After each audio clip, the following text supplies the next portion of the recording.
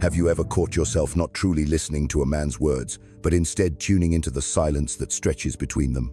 That subtle, nearly invisible pause, yet somehow more stirring than any heartfelt confession. He says, "I love you," but something ancient within you, a quiet, intuitive whisper says, "Hold on, don't take the words at face value. Look deeper." You find yourself hovering in that delicate space between what he claims and your own uncertainties, scanning his eyes, catching the nuance in his tone. This ache from not knowing, it's not imagined. It's not rooted in fear or suspicion. It is your soul's instinctive longing for something real. It has grown tired of poetic declarations, social veneers, and rehearsed affection. It wants truth. As Carl Jung, the great psychologist, once taught, the truth is rarely found in the open, in conscious dialogue. It hides in the shadows. It lives in the depths of the unconscious. And that unconscious speaks in a language of its own, not with words that can be parsed or polished, but with the body's movements. Most specifically, with the hands. A man's hands are like a seismograph of his inner being. They reveal unfiltered impulses. Even when his mind performs kindness and warmth, his hands unveil the unguarded truth. They don't pretend. They don't act. They show not who he wants to be seen as, but who he really is when he forgets to perform. Think of hands as tools through which the unconscious writes its story onto the physical world. They build and break, soothe and push away, shield or threaten. In this quiet choreography, you begin to interpret what's left unsaid. You discern whether he is present in full or only showing a curated fragment meant to achieve something. So stop asking whether he loves you. Stop looking for reassurance in neat phrases.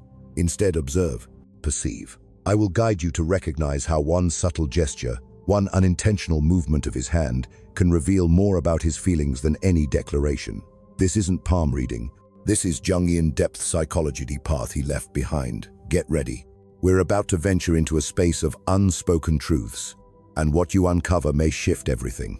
The first key, the giving hands. Don't just notice what he gives, but how he gives it. He hands you a coffee, a phone, a book.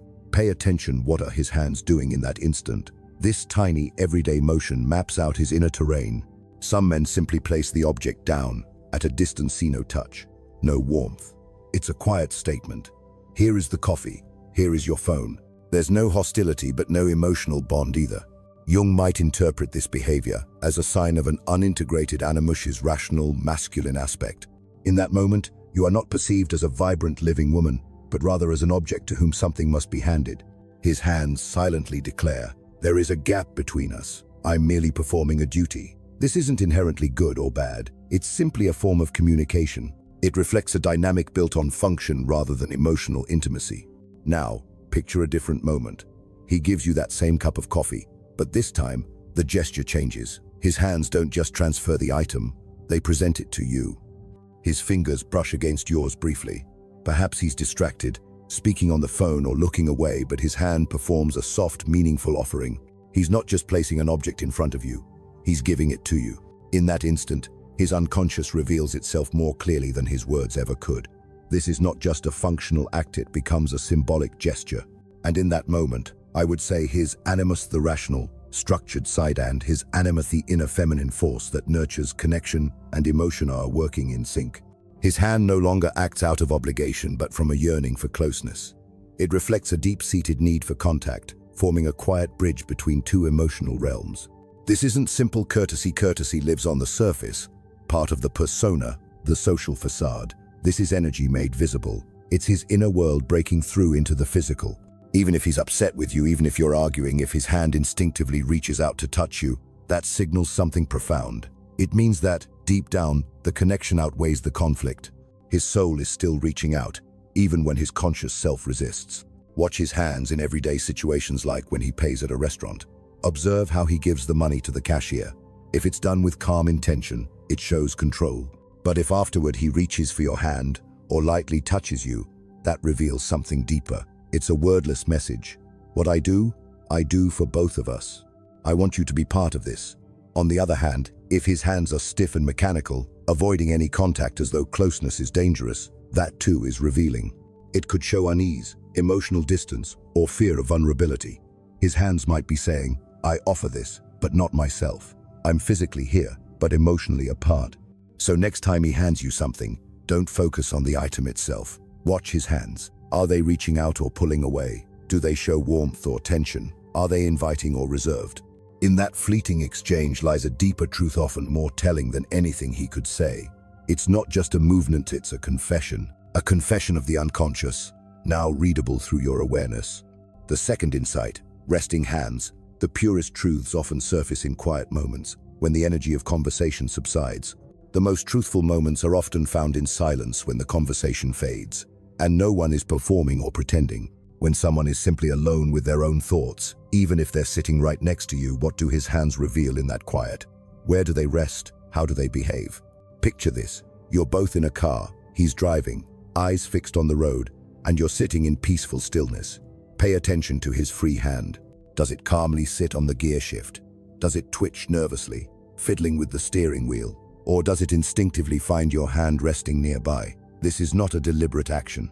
He's not seeking attention or waiting for you to notice. His unconscious is communicating. Like a faithful animal searching for familiarity, his hand finds its place with you. Jung would interpret this as a symbol of inner unity, a reflection of his deepest self. If his hand naturally reaches out to you, it means, in his internal landscape, you represent safety. You are his anchor. This is not about lust, playfulness, or seduction. It's something much more profound, a deep longing for stability and reassurance. A wordless affirmation. You are here, and because of that, everything is all right. This simple contact reveals trust, comfort, and emotional acceptance. Now consider a contrasting situation. During still moments, his hands are glued to his phone. He scrolls endlessly, eyes vacant, disengaged from what's around him. Or maybe his fingers tap restlessly on the table, ball into fists, or disappear into his pockets. What does this behavior convey? Hands that can't settle are signals of internal unrest. Jung might describe this as a projection of the shadow-buried emotions trying to surface. Constantly being on the phone isn't just a mindless habit, it's a form of retreat. A way to avoid confronting silence, and with it, vulnerability. A way to dodge emotional closeness, which can feel threatening. That screen becomes more than just a gadget, it's a fortress. Hands tucked in pockets speak of withholding. He is shielding something, his feelings, his fragility, or simply his truth. It doesn't necessarily mean deceit, it often means he's not ready to lay himself bare. Notice his hands when you're watching a film together. Are they loose and at ease? Do they casually reach for you? Or are they tight, rigid, folded across his chest? Crossed arms are a subconscious signal of self-containment. He might be holding back tenderness he's unsure how to express, or restraining irritation he doesn't want to show. Either way, it points to an inner dissonance. His spirit isn't at rest. Real closeness shows itself in stillness, when his hand lies next to yours without trying to grasp or withdraw. When his fingers brush against you by chance and it feels effortless, instinctive, like breathing. That is the state where his social mask fades away, leaving only what is genuine. A hand that instinctively reaches for you in quiet, unguarded moments belongs to a man who does not see you as a fleeting presence or a temporary detour. You are his calm, his sanctuary, and that is more valuable than any spoken vow. The third insight, the hands during conflict. In arguments, all facades drop, and the shadow surfaces the emotions people usually keep hidden in everyday life. Rage, vulnerability, resentment, they all emerge. But in those moments, don't focus on the face twisted by emotion. Watch the hands. They tell the full story, revealing not only his anger, but what lies beneath it. Picture a disagreement. His voice rises. Now ask, what are his hands doing? If they form into fists, that is one of the most ancient, instinctive reactions. This doesn't necessarily mean violence, but it does signal that his limbic brain, the primal part, is in charge. At that moment, he's no longer a grounded adult, but a reactive being, ready to fight or flee. Jung would describe this as the shadow overtaking consciousness. A man who tightens his fists during an argument is no longer managing his anger. His anger is steering him. This reflects emotional underdevelopment, the inability to regulate powerful emotions. He may not be physically dangerous, but he becomes volatile, unpredictable. Another possibility, aggressive hand gestures. He points sharply at you, slices the air as if to cut the space between you. This goes beyond defense. It's a symbolic assault. A pointed finger is more than a gesture, it's a weapon. It tries to penetrate your defenses, to belittle and overpower. His body language cries out, "You're wrong, yield to me." This isn't the language of partnership, it's the posture of domination. In his mind, the relationship is a war zone, not a place for mutual understanding. But then there's the rarest and most profound kind of reaction, You're both upset, perhaps even deeply wounded, but his hands stay open, palms exposed, maybe turned slightly toward you. This is a powerful signal. Open hands in moments of distress show the highest form of trust and raw vulnerability. His unconscious speaks clearly. Yes, I'm angry, but I'm not closing off. I'm defenseless. I'm still here, willing to speak, even if it's painful. Jung might say this reflects an integrated shadow. This man knows his anger. He doesn't repress or fear it, so it doesn't consume him. He can feel rage and still remain emotionally present with you. He doesn't seek to conquer or punish because he realizes that harming you would be like harming himself. Sometimes, amid the chaos of a heated exchange, he may reach out not to restrain you, but to calm the storm. A gesture born of both desperation and hope. His hand reaches out, silently pleading, "Let's not let this fight tear us apart." What we share matters more than this argument. A man who can offer such a gesture in the midst of tension shows profound emotional strength and maturity. He chooses love over pride, connection over ego. So when tempers flare, watch his hands, they reveal the essence of his character. Clenched fists suggest fear and underdeveloped emotions. Hostile gestures point to a craving for control. But open hands, those show courage, emotional balance, and a love resilient enough to weather any storm. The fourth insight, protective hands. Consider how a man behaves with you in public, not behind closed doors, where anyone can pretend, but out in the open, surrounded by others. That's when his true instincts emerge. His deep archetypal roles rise to the surface. Again, watch his hands. You're walking together through a crowded space. Does he stride ahead, carving a path for you? Does he keep to his own pace, leaving you to navigate on your own? Or does he place his hand gently on your lower back, not in a possessive way, but right where your body is most vulnerable? That touch is not arbitrary, it's one of the oldest signals of protection. Jung might say that this is the moment the protector archetype awakens in him. The lower back, being sensitive and exposed, symbolizes vulnerability. When he places his hand there, he's unconsciously assuring you, "I'm here, I've got you, you're safe." There's no sexuality in this gesture. It doesn't announce, "She's mine," like a hand on the buttocks. It doesn't seek dominance, like a firm grip on the shoulder. Instead, it gently says, "I'm here for you." This is what a healthy, balanced animus looks like. He doesn't use his masculine energy to overpower, but to create a space of safety and care. A man who acts this way doesn't view you as a prize, but as someone valuable, worthy of protection. Another powerful example. Imagine you're sitting among others, and someone makes a harsh remark toward you. What do his hands do? Do they remain stiller? Does one find yours under the table and give it a reassuring squeeze? That simple, quiet action speaks volumes. It tells you, "I've got your back. I'm here with you. You're not alone."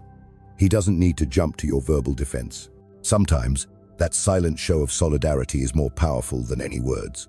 It tells you that your emotions are important to him, that you're a team facing the world side by side. By contrast, if a man distances himself in public or grips you tightly and aggressively, it sends a different signal. A hand clutching your waist too firmly, yanking you close like a possession or badge of pride, speaks not of love but of fear. Jung would call this a manifestation of the shadow, specifically, deep insecurity hidden beneath the surface. Such a man is not truly offering protection, he is guarding his pride. He uses your presence as a way to elevate himself in the eyes of others. His touch isn't a safeguard, it's a claim. It doesn't whisper, "You are safe with me," but rather declares, "You are mine." Genuine protection doesn't need to shout or dominate. It reveals itself in subtle, soft gesture. A hand gently guiding you past an obstacle, fingers holding a door open without ceremony. True care lives in those small, instinctive actions. In his world, everything aligns so that you feel secure and cherished. A hand that shields without owning is the mark of a man who honors you not for your beauty, your role, or what you offer, but for who you truly are. The fifth insight, hands that listen. We often associate listening with ears, but real listening is a full-body act, and the hands are central to this silent language. They expose restlessness and reveal attention. A man might nod and smile while you speak about something meaningful, but observe his hands. Are they still, resting on the table? Is he leaning in slightly, his palm cradling his chin, his body drawn toward you? This is the physical embodiment of true engagement. His hands are saying, "I'm fully present. Every word you say matters." Jung would describe this as synchronicity, when two souls align and their unconscious communication flows freely. He's not just hearing facts, he's attuning to your presence, your emotions, Open, relaxed, hands hold space for you to exist without pressure or pretense. Now, picture another scene. You're speaking, and his fingers tap restlessly, or he fiddles with his phone, his ear, a pen. These gestures scream detachment. His conscious mind might still linger in the room, but his body has already disengaged. His hands are silently shouting, "Wrap it up, I'm done listening." He's not truly connecting, he's just sitting through it, waiting for his turn to speak. There's one gesture, though, that holds deeper meaning. If, while you speak, he begins to touch himself, stroking his own arm, shoulder, or neck, this is a subconscious form of self-comfort. It suggests that something you said struck a chord. Perhaps it stirred discomfort, a memory, or an unresolved piece of his shadow. It may stem from insecurity or emotional vulnerability, but this isn't inherently bad. It shows that your words are penetrating, that they're reaching something real inside him. What's important is what happens next. Does he retreat and shift away from the emotion? Does he remain present, stay with you, and continue to listen despite the inner stir? One of the most profound gestures of genuine listening is this. After you share something emotional, he doesn't offer words. Instead, he quietly places his hand over yours. That silent gesture says more than any sentence ever could. This is the highest expression of empathy. His hand quietly says, "I can't take away your pain, but I can stand with you through it. You don't have to bear this alone." It's not just about hearing your words, it's about holding space for your feelings. He doesn't shy away from your sorrow or vulnerability. Instead, he chooses to share in it with you. A man whose hands communicate not just attention but deep presence doesn't see you as a collection of anecdotes. He sees you as a soul alive, feeling, and whole. His touch builds a bridge between your inner world and his, and through that bridge flows a love that is genuine and profound. Don't be swayed by words like, "Yes, sweetheart, I'm listening." Trust the silent truth in his hands, open, steady, and present. The sixth truth, exploratory hands. This has nothing to do with sexual passion or physical urgency. It's something more delicate, more intimate. It speaks to how his hands behave during moments of quiet closeness, when the goal isn't to stir desire, but to simply be near you. Think about the way he touches you when you're just sitting side by side. He takes your hand. What does he do next? Does he simply hold it still, or do his fingers slowly, unconsciously begin to explore? Perhaps his thumb traces the lines of your palm. His fingertips gently follow the shape of each of your S's, though trying to memorize every detail. This isn't a seductive act, it's a gesture of quiet admiration. In these moments, I'd say he's in contact with his his inner feminine energy, the part that connects to beauty and emotional depth. His hands don't say, "I want you," but rather, "You captivate me." He sees you not just as a partner, but as something to be cherished, almost like a piece of art. The curve of your hand becomes to him part of the greater picture of who you are. This exploration is instinctive. He might be watching something or speaking of unrelated things, yet his hands remain gently engaged, with yours moving softly, naturally. It's as if, at some deeper level, you remain a wonder to him. You're not a chapter closed, but a whole universe still unfolding. Consider another gesture. He tucks a lock of your hair behind your ear. How does he do it?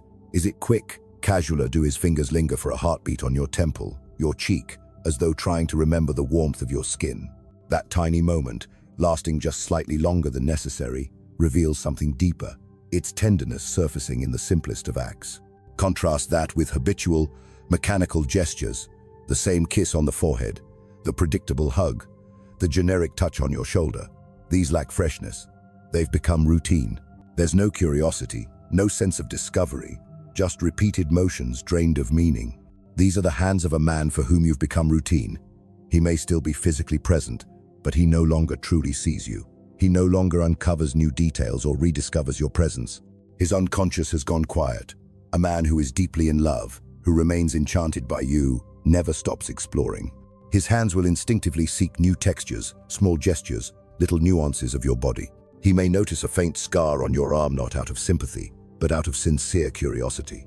He may run his fingers along yours simply because, in that moment, he's in awe of your uniqueness. Hands that explore are hands that cherish. They don't see just a body, they see a living story, a soul mapped onto skin, and they are endlessly drawn to that map. When he touches you with this kind of quiet reverence, you know you're not just a woman to him, you are wonder itself. The seventh truth, hands that create for you. Perhaps the most telling truth of all lies in how a man's hands interact with the world for your sake, not with touch, not with affection, but with action. The shelf is broken. What does he do? Does he suggest hiring someone to fix it her? Does he simply grab the tools and begin, perhaps lacking skill, but not effort? Don't worry about the outcome. Observe the intention behind it. When a man builds, fixes, or creates something for the woman he loves, he is stepping into one of the deepest male archetypes. Jung would call this the creator, or the craftsman, the one who shapes his environment to offer stability, beauty, and protection. What truly matters is how he moves. If his hands are clumsy, impatient, if he sighs heavily or throws things in frustration, then he's likely acting out of duty. His shadow, the resistant, irritable, partakes over. But if his hands remain steady, his focus clear, even when mistakes happen, then something else is at play. It becomes a form of devotion. A quiet, ancient ritual where his care is translated not into words, but into motion. In that act, his hands are saying, "You matter. Your comfort is worth my time. I want to make your world easier, softer, safer." This doesn't have to be anything grand. Maybe he assembles furniture for your home, sets up your new laptop, or cooks a meal just for you. Watch his hands. Do they move with affection or frustration? Then there is the man who prepares food for you, his hands, chopping, stirring, plating with calm precision. He's not just feeding you. He's infusing each motion with attention, patience, and care. Through his hands, love becomes visible. It is a gesture of devotion meant just for you. In contrast, consider the man who never uses his own hands for anything concerning you. He prefers to hire help, outsource, or delegate the task. Perhaps he is someone who feels uncomfortable or unsure about showing care through tangible actions. He substitutes personal involvement with financial convenience. While this isn't inherently wrong, it does indicate a certain emotional distance. He may resolve the issue but remains removed from it. True love, however, always seeks to manifest. It cannot remain abstract or confined to emotion or speech. It longs to take physical form, and the hands are its most powerful means of expression. Hands that create with calm intention and quiet joy are the hands of a man whose love is grounded. It doesn't float in sentiment or fantasy, it exists here, in the everyday, in the tightened screw, the built bookcase, the cup of tea made especially for you. This is love in its most tangible and sincere form. Now you can see it. Hands don't deceive. They reflect the deepest layers of a man's psyche. They uncover his fears, his capacity for compassion, his resilience, his inner wounds. They are silent narrators of his truest self. The wisdom that Jung left behind is not meant to judge. It's meant to guide you, to offer you a compass that steers you not through his words, but through his authentic emotional reality. This isn't about exposing or criticizing, it's about seeing clearly. And that clarity, it's a gift for you, because when a woman learns to recognize what is real, she no longer clings to verbal reassurances. She finds an inner security that rests on awareness, not on expectation. The path toward inner wholeness, as Jung described, begins with accepting truth over illusion. And when you understand how to read the language of his hands, you've already begun walking this path. You are no longer passively waiting for signs, you are perceiving them. And then, something beautiful happens. You stop needing to ask, "Does he love me?" Because the answer isn't found in his voice. It's in the extension of his hand, the way he steadies you, the soft brush of his fingers. You'll simply feel it.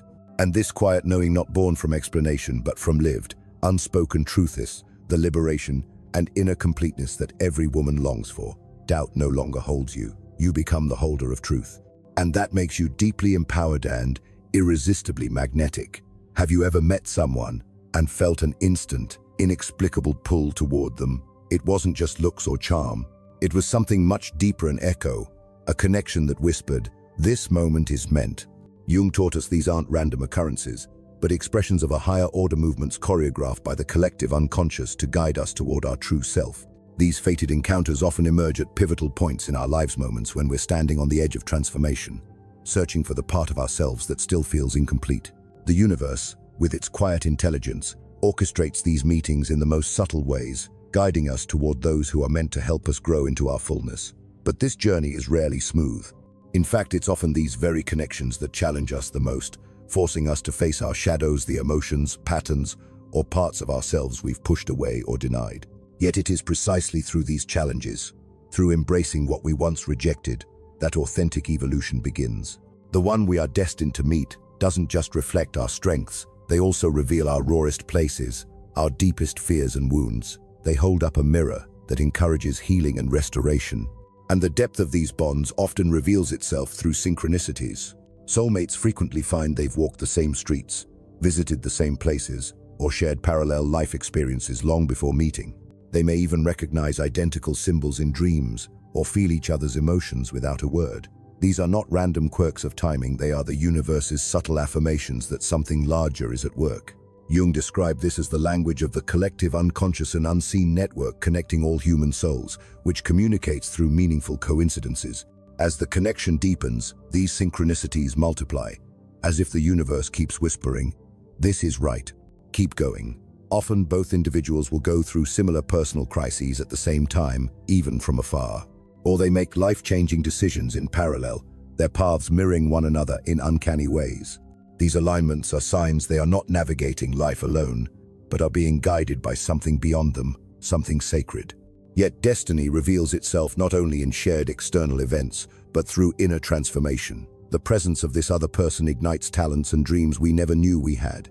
It's as though their energy activates something latent within you's abilities and passions once hidden come to life. One may suddenly find themselves drawn to music, the other to writing, and together they create what neither could have on their own.